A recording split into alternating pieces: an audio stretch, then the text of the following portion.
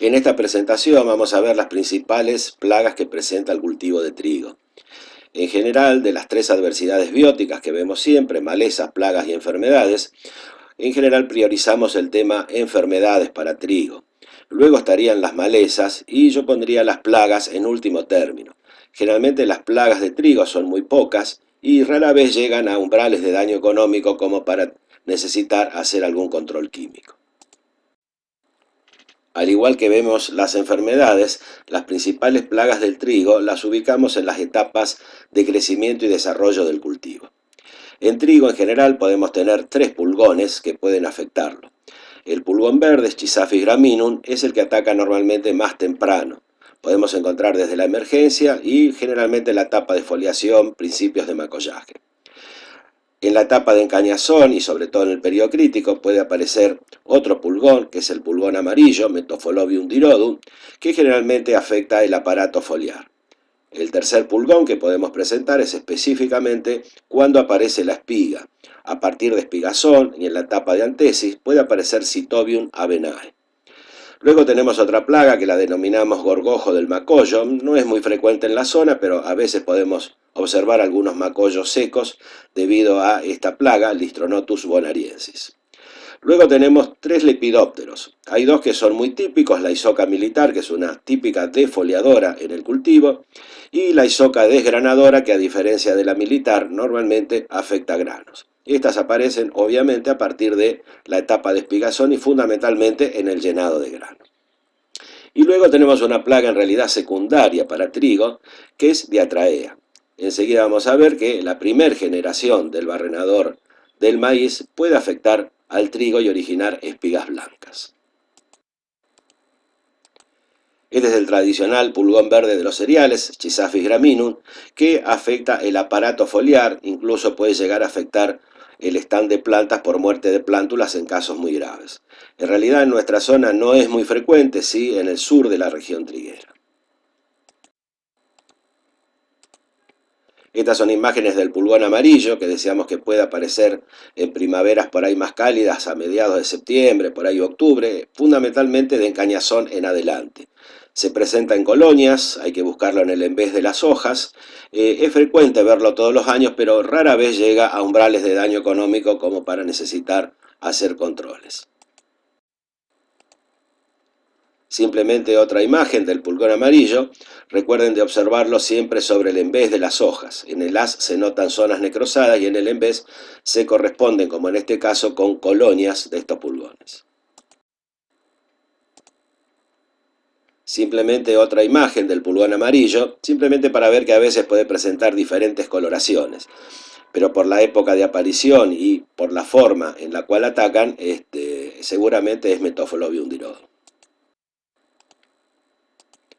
Este es el tercer pulgón, decíamos que era el típico pulgón de la espiga.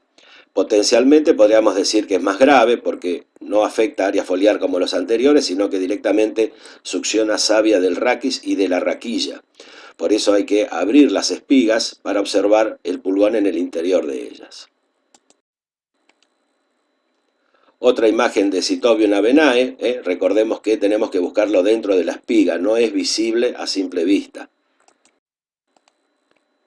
Otra imagen de un pulgón de la espiga, en este caso parasitado. Recordemos que succiona savia destinada a los granos. Generalmente decimos que afecta la etapa de llenado, o sea que afectará peso de grano. De los dos lepidópteros que dijimos que podrían afectar a trigo, tenemos la isoca militar verdadera. Si bien esta foto está ubicada con la isoca en la espiga, es una típica defoliadora. Y recordemos otra vez conceptos que habíamos mencionado sobre la importancia de la hoja bandera -1 y -2, que es justo las hojas de las cuales se alimenta esta isoca, fundamentalmente en la etapa de llenado de grano. Este segundo lepidóptero, Pharonta albilinia, a diferencia de la isoca militar, es típicamente desgranadora. Generalmente no ataca hojas y va derecho viejo a la espiga, consume las aristas y luego se alimenta del interior de los granos.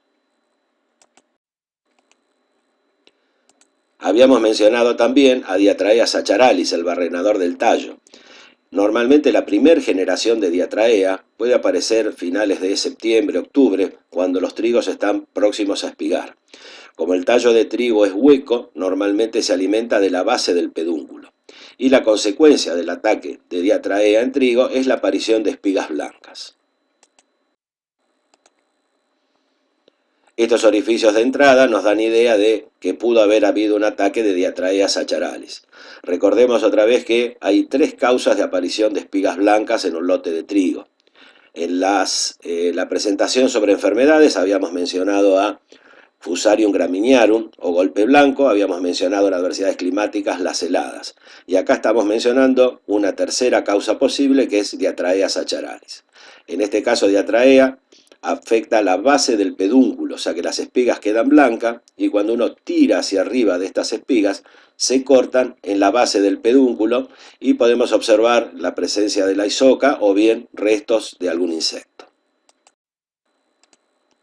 Otra plaga que podríamos mencionar como secundaria son los trips, que al igual que en otros cultivos, como lo habíamos visto en maíz o lo van a ver en soja, normalmente afectan levemente el mesófilo de las hojas. Pero en años secos o en situaciones de extrema sequía puede ser una plaga importante.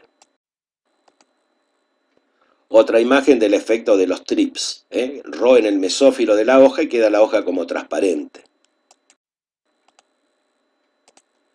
Finalmente, otra plaga secundaria, pero muy frecuente de ver en trigo, sobre todo en primaveras más benignas, es la chinche verde. Generalmente la vamos a ver fundamentalmente sobre granos. Hay veces que se ven succionando savia de los granos, al igual que lo hacen en soja. Pero, repito una vez más, es una plaga secundaria, no es una plaga muy importante para trigo. Bueno, muchas gracias.